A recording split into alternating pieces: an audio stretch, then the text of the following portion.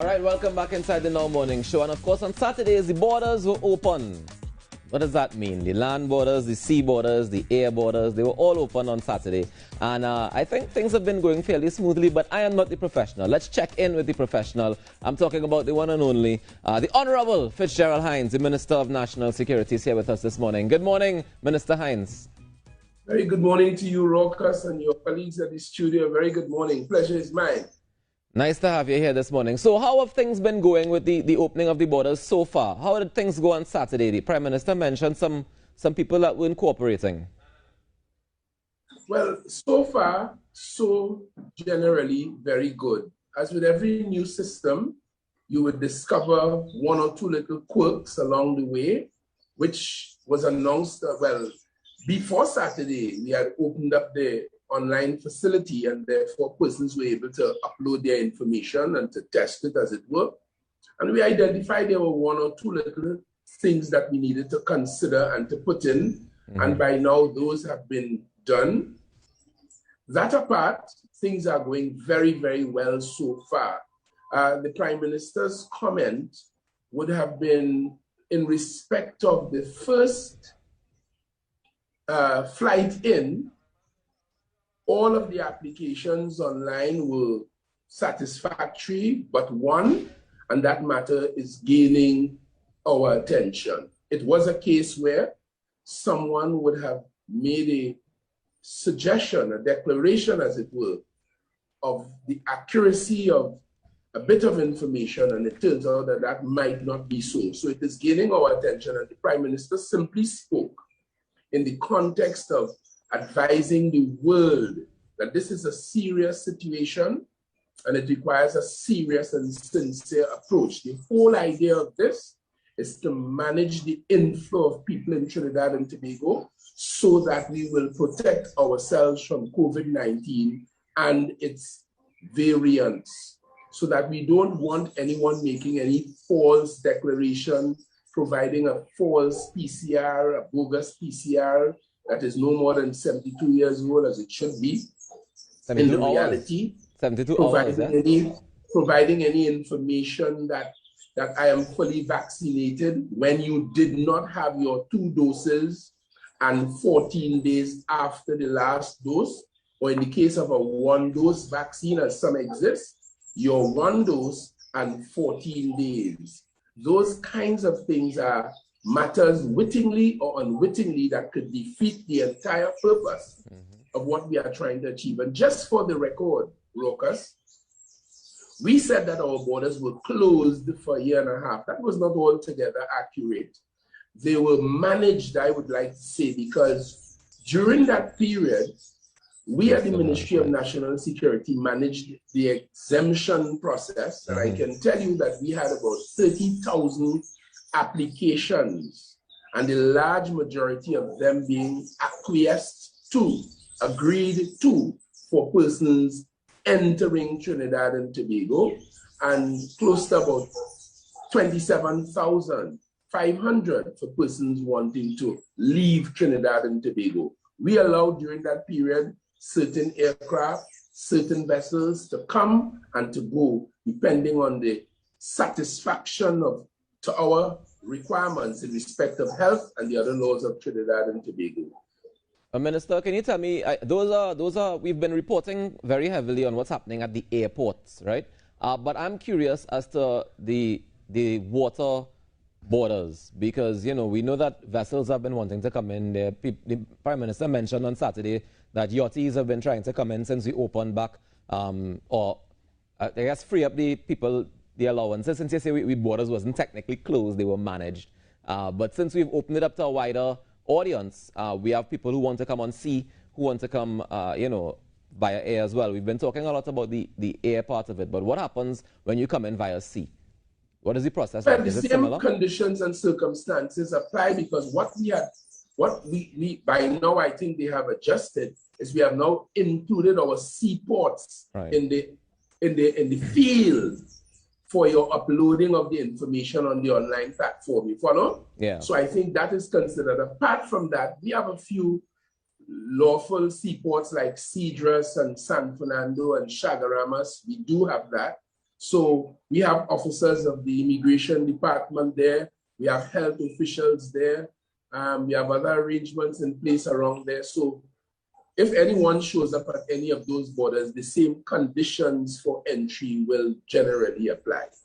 Minister, I've heard some people complaining that when they try to put in there or make travel arrangements, that they fear that they can only make their proper arrangements 72 hours in advance when they're able to access the platform to upload their information to determine quarantine sites, etc., etc. Is there any way that that's going to be adjusted going forward so that they can plan? Of course, as I said, if we find any kinks along the way, as we get feedback from the end users, we will, as we have previously, make adjustments in order to accommodate that and still keep them in consonance with the requirements of the law. Fantastic. Minister, as I have you here, we meant to talk about the borders opening, but how are we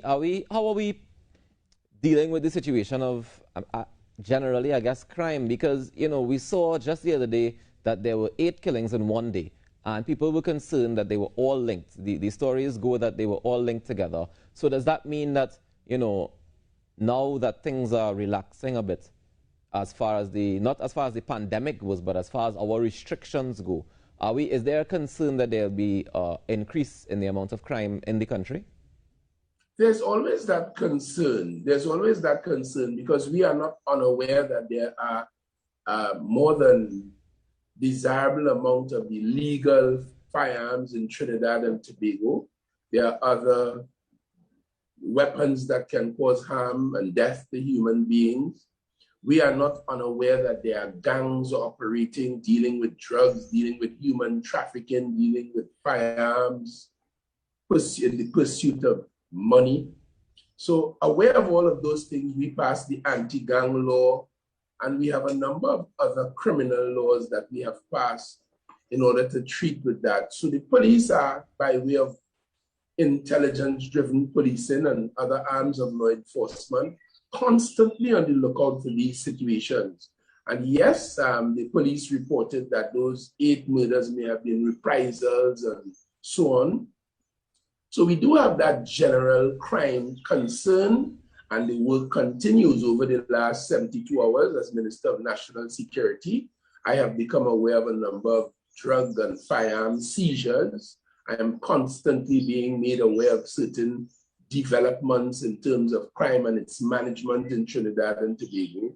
So in conclusion on this question, yes, there is that concern, and that concern is always prompting the daily, hourly, and minute-by-minute work that we do in order to prevent, to avert, or to prosecute those who might get through in order to do it.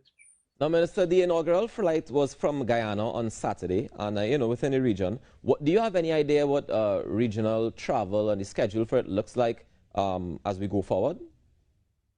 No, but we expect it to be pretty hectic. Human beings being how we are, having been, if you may permit me a metaphor, cooped up for the last year and a half.